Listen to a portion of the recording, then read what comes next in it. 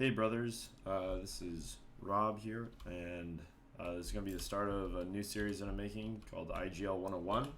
I'm just going to go over in this series kind of the basics and then build into like some more intermediate and advanced ideas that I've learned about the role of an IGL here in Counter-Strike, and try to help new players trying to learn this role get on their feet and avoid a lot of like the pitfalls that I think a lot of people kind of succumb to as they're learning the role and trying to figure out what exactly the role entails and what it means and what their real job is within the team. So the first thing that I'm going to go over today is just developing your own style, which this is kind of like a thing that's gonna evolve over time, but I just want to like try to help people figure that out a bit quicker and to avoid these issues that typically end up plaguing teams like I see in like open IM where or even higher where most of the team is just relying on aim and not actually on gameplay and teamwork to win games, but instead it's like individual players winning rounds for the team, which can kind of like cover up what you may be failing to do as the IGL, and then what the team is failing to do because of how your style has developed, maybe in a poor way that we can maybe fix. So the three main styles I think there's a really loose style of IGLing, and this is like quite a puggy mindset, which isn't necessarily like the worst thing, right? But normally this is what I was saying, where really if you have a lot of good players in your team, they can maybe like cover up the real issues within the team dynamic, making that when we play a better opponent, we really don't have a chance. If we play a better team, we don't have a chance. If we play just people that can out aim us, we don't have any ability to actually win rounds and win the game, because all we're built on is aiming. Typically, this kind of style is just built on saying, okay, let's like spread out. Maybe we send like 2 towards B, 2 mid, 1 A, or on Mirage, right? It's normally like a 1-3-1 on our T side, right? We send 3 people mid, 1A, 1B, and we just kind of probe, find the picks. It's pretty simple stuff where more than likely your players are required to make a lot of these mid-round plays, and that there needs to be quite a bit of general like CS:GO knowledge within all of your players so that everything works well.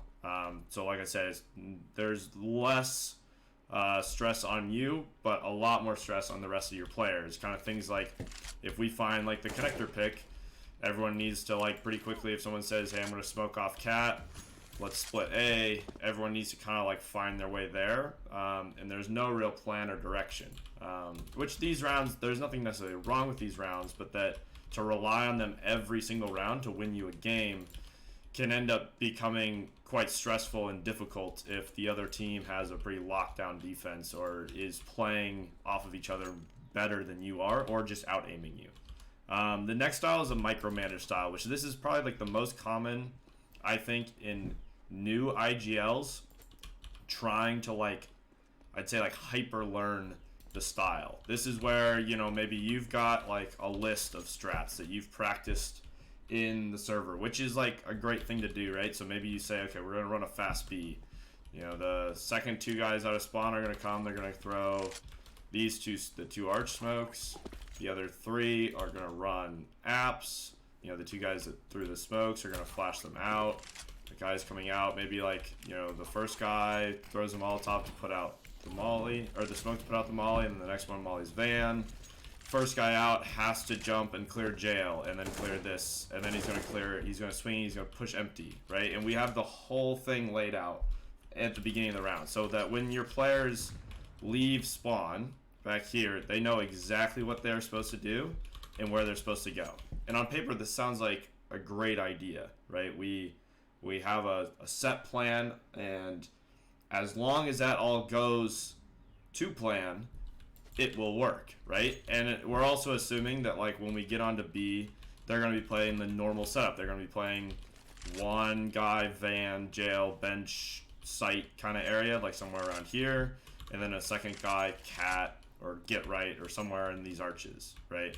And we're assuming right off the bat that all those things are going to be equal, right? And at the same time, that, you know, someone's not going to miss a grenade. You know, maybe like if someone's just a fireman and a molly comes down and he tries to smoke it off and he misses, that could just like break your whole strategy, right? And that could, and maybe you don't have a backup fireman, right? As your fifth guy coming in here, he's not a backup, then he's able to put down the smoke, and then, you know, and maybe you're using that smoke somewhere else, and you know, you have like maybe we have like an elaborate A take, right?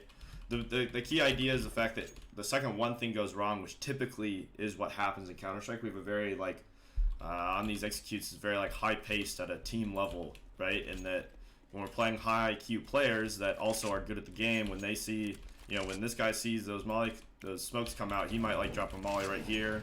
Maybe he like pops a flashbang up, and then he like swings into this guy and fights or something like that, right? Where this simple thing may delay the van guy who's supposed to come and clear out this player. He might get killed.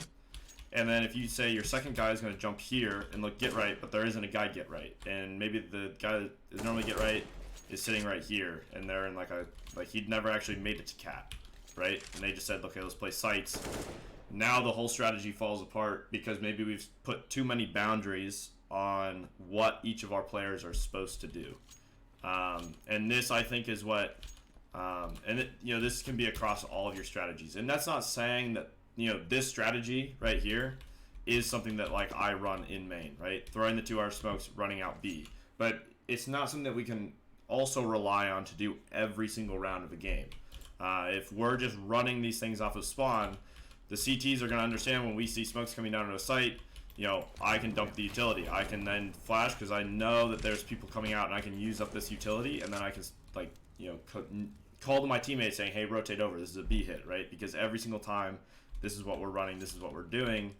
And if we're doing the exact same things every single time, that can get really repetitive, and it can, in this kind of times in the meta, defenses can normally read it at most levels, understand what's going on, and pick it apart. Thus, I believe that a kind of combo of the two is probably the best way forward. And this is relying, you set up different boundaries to not lock your teammates into, but like contain them to, right? So a good one, like here on Mirage, that I run pretty frequently, is right off the bat, I have my players throw window, and another one will throw the cat smoke here. So throwing these two, and this is something that I say, I don't necessarily say we're gonna go A on these, right? But I'm saying with these two smokes, I'm gonna lock off our window guy, I'm gonna lock off the cat guy, right? This means that more than likely our con guy, he's not feeling comfortable getting aggressive, and he's probably throwing, you know, some kind of smoke like this. Maybe he's chilling in here, and we can expect that more than likely, you know, the window player, when he gets smoked off, he's gonna chill. Maybe he's gonna come hold jungle. More than likely, I would kind of think like where we play, he's gonna come over to CT, or he's gonna go towards B, something like that. But that for the initial part of this round, we kind of have like a little bit more mid control, and we can like get down here, you know, and I let my players decide, okay, if like I'm feeling like con's pretty clear, I can smoke out connector. And we can set up now from when, you know, my players get down into this bit as the IGL, I can set up strats once I assume that we've made this control. Those strats necessarily won't happen every time, right? Just like I talked about with the loot style, it's possible that they do a double swing connector. So we throw those smokes, my first guy comes out here, the other team double swings connector, my first guy contact on mid, kills 2 connector. This, you know, we're now just loose style, right? This guy right here on my team should call it, yo, I just killed 2 con, I'm going A. And everyone should go, sick. 2 dead con, there's only 1 guy alive A, probably the A anchor. You know, let's just flood out on the site. My palace guy's just going to start swinging, my ramp guy's just going to start swinging. You know, we just come take the site, we win the round. But if that doesn't happen, maybe we say, okay, we're going to send, like, you know, my one guy underpass, he's going to be the lurk. He's going to smoke top mid, right? I still have one guy apps, you know, one guy apps, you work out apps. The guy on A, you run back over to B, and my 2 guys in mid are gonna like maybe smoke off window a second time, and then we're gonna split up B. And then we have that set up from the default, not from the beginning of the round. We don't say at the beginning of the round, we're going to go into our mid default and we're gonna split cat, because that might be putting a little bit more boundaries on it. We could say, I would like to split cat, or let's plan to split cat, but don't lock them into the fact that that is exactly what's going to happen, because in Counter-Strike it won't always happen. We can try to make it always happen, but it won't always happen. And so because of that, we need to give our players options as the IGL and allow them to kind of like develop the round and call based off of what like their strengths are, right? And what they feel in the round and as it develops, and what you feel as the round develops, right? Because more than likely you're probably one of these mid players and you're slowly feeling out the round as well. The defense is going to do different things each time, and you know, in other videos I'll talk about how we can read what's going on and make these calls. But I think the biggest thing for you is to kind of understand the style and how what you're saying and what you're setting up is doing to your players, and how that's putting them or giving them success, right? And that we don't want to lock them down too much, but we want to give them direction and help and assistance in winning the round and putting them in places where they can win the round and then eventually the game. So I hope that kind of helps as a first video here. And over the next coming like weeks, I'll put out more and more videos about different tips, different strategies on how I lead my team and coach my team and get them to a victory.